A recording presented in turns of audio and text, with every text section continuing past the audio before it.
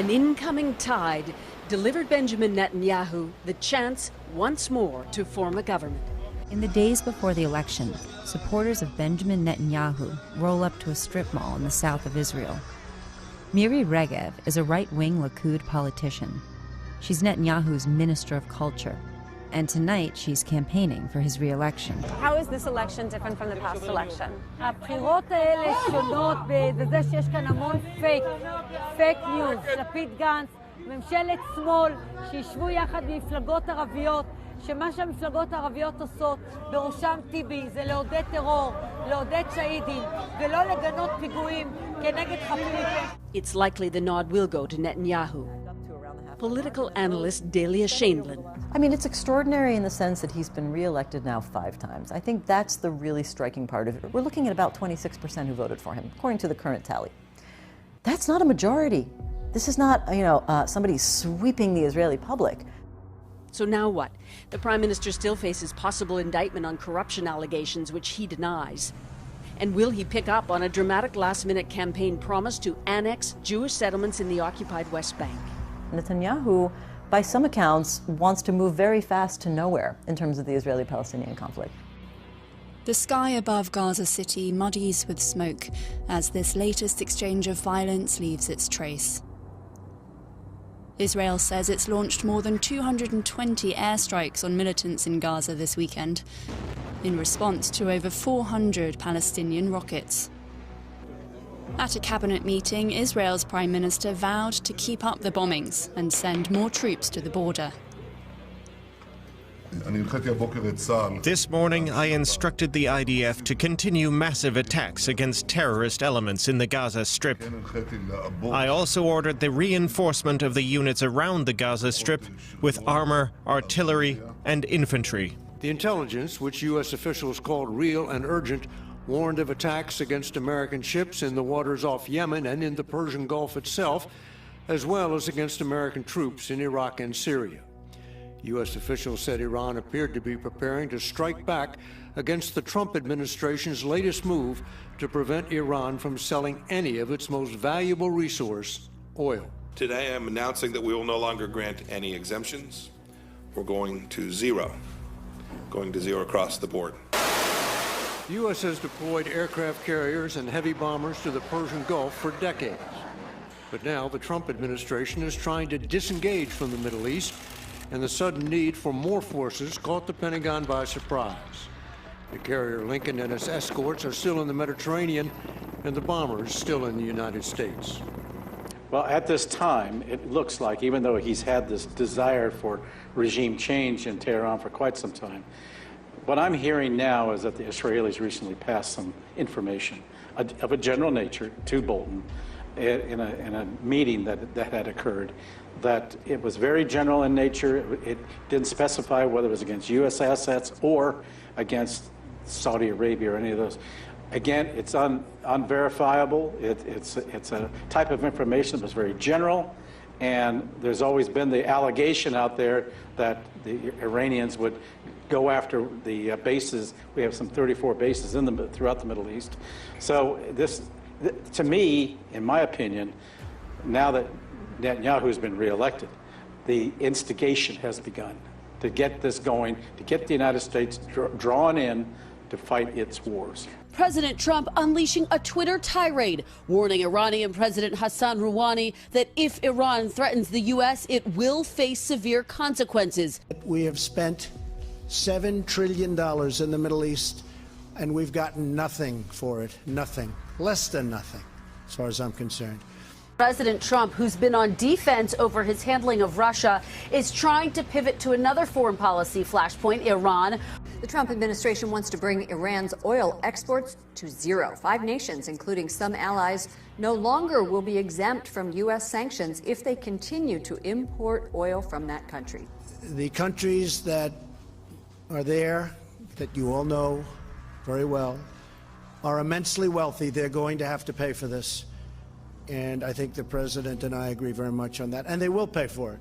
Secretary of State Mike Pompeo issued the warning to Japan, South Korea, Turkey, China, and India.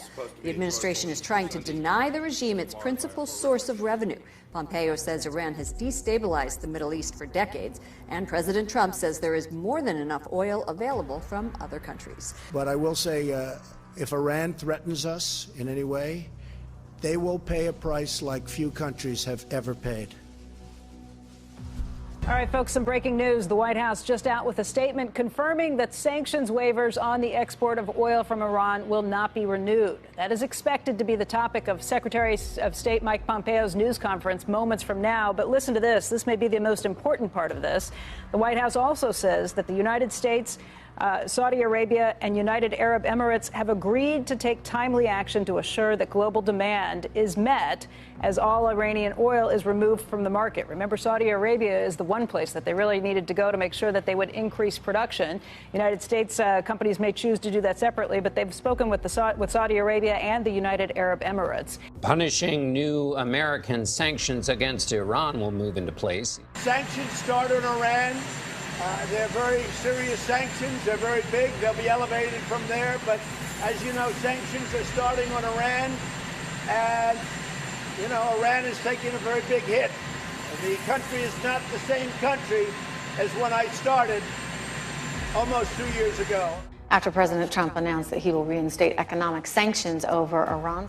The latest in U.S. President Donald Trump's Iran pressure campaign is set to get underway today. The U.S. will reimpose sanctions on the region as part of a push to renegotiate the nuclear deal. We're going to begin with the Iran nuclear deal. Candidate Trump promised to pull out of it. Today, President Trump did. Speaking of Iran's nuclear program, we have decided to grant narrow and temporary waivers that permit the continuation of 3 non-proliferation projects currently underway. Allowing these activities to continue for the time being will improve ongoing oversight of Iran's civil nuclear program and make these facilities less susceptible to illicit and illegal nuclear uses. Today marks the first day of the Trump administration's renewed sanctions on Iran's oil exports. The U.S. had previously issued a grace period to 8 countries, allowing them to purchase Iranian oil. But now the White House has begun reinforcing a complete embargo on exports. It's all in an effort to drive the country's oil sales to zero. I disagree with certain things that they said. I think I'm right, but time will prove that. Time will prove me right, probably. I think Iran is a threat. I think it's a very big threat. And I think I did a great thing when I terminated the ridiculous Iran nuclear deal. It was a horrible one-sided deal that was $150 billion plus $1.8 billion in cash and lots of other bad things. About 10 days after 9/11, I went through the Pentagon and I saw Secretary Rumsfeld and Deputy Secretary Wolfowitz. I went downstairs just to say hello to some of the people on the Joint Staff who used to work for me. And one of the generals called me and he said, "Sir, you got to come in. You got to come in and talk to me a second." I said, "Well, you're too busy." He said, No. He says, "We've made the decision. We're going to war with Iraq." This was on or about the 20th of September. We're going into close to 19 years in being in Afghanistan. And for the first time, they're talking about settling. They're talking about making an agreement. And we bring our people back home. If that happens, we'll see what happens. But they're in very serious negotiations for the first time. There's a reason for that. Just made the decision to go to war with Iraq. He said, "I guess it's like we don't know what to do about terrorists, but we've got a good military and we can take down governments." And he said, "I guess if the only tool you have is a hammer, every problem has to look like a nail." The Iranian regime exports violence, terror, and turmoil. It illicitly procures sensitive items to advance its ballistic missile program and proliferates these missiles all across the Middle East. The regime is the world's leading sponsor of terror and fuels conflict across the region and far beyond. A regime with this track record must never be allowed to possess a nuclear weapon. For this reason, I announced earlier this year that the United States would withdraw from the Iran nuclear deal. This is a memo that describes how we're going to take out 7 countries in 5 years, starting with Iraq and then Syria, Lebanon, Libya, Somalia, Sudan, and finishing off Iran. This horrible one-sided deal allowed Iran to continue its path towards a bomb and gave the regime a cash lifeline when they needed it the most. They were in big, big trouble. They needed cash. We gave it to them. In the years since the deal was signed, Iran's aggression only increased. The regime used new funds from the deal to support terrorism, build nuclear-capable missiles, and foment chaos. با دم شیر بازی نکنید. پشیمان میشید. پشیمانی ابدی برای شما به بار خواهد آورد. میگن ایران نمیذاریم یه قتل نفس صادر کنه. یعنی ایران اینقدر ضعیفه حتما نمیتونید این کارو بکنید. قطعا نمیتونید این کارو بکنید. وامیستیم ما مرد ما همه ملت ایران مرد مقاومتیم مرد ایستادگی هست. My administration has acted decisively to confront the world's leading state sponsor of terror, the radical regime in Iran. It is a radical regime. They do bad, bad things. To ensure this corrupt dictatorship never acquires nuclear weapons, I withdrew the United States from the disastrous Iran nuclear deal.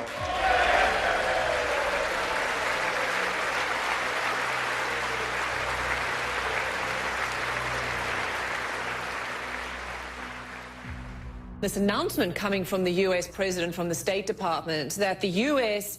is announcing that they're designating the Iran's Islamic Revolutionary Guards as a terror organization, as a terrorist organization. What are the implications of that? Well, it's unprecedented, Robin, it is, to actually say part of a state is a foreign terrorist organization. So the implications are kind of hard to know. It's something we're going to work out as the weeks and months ahead move. On paper, it means that there are significantly more measures the US can take against anybody considered to have given tangible or intangible assistance to the IRGC anywhere in the world. They can be prosecuted on US soil or have proceedings brought against them. So it enormously increases the toolbox for US prosecutors or defense officials, potentially, if they choose to make moves against the IRGC. But I have to say, because this never happened before, we don't really quite know how practically it will be applied. The point is, though, it's the very hard talk we're hearing from the Trump administration against Iran. The Obama administration, as you know, hatched a very complicated, but apparently successful up to most point, nuclear deal with them. Trump kicked that aside and said he wanted a much tougher approach. They've moved in many different areas. This is the most serious move so far. And last fall, we put in place the toughest sanctions ever imposed by us on a country. We will not avert our eyes from a regime that chants death to America and threatens genocide against the Jewish people.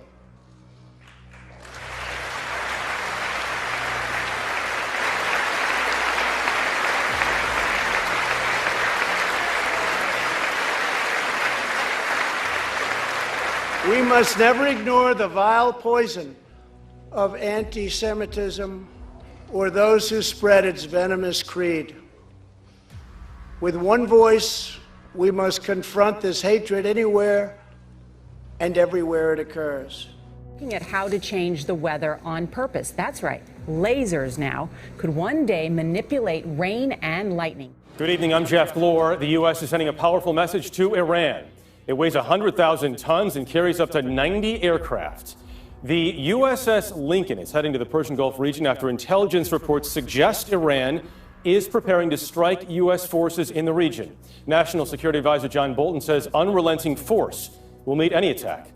HAARP, the High Frequency Active Auroral Research Program.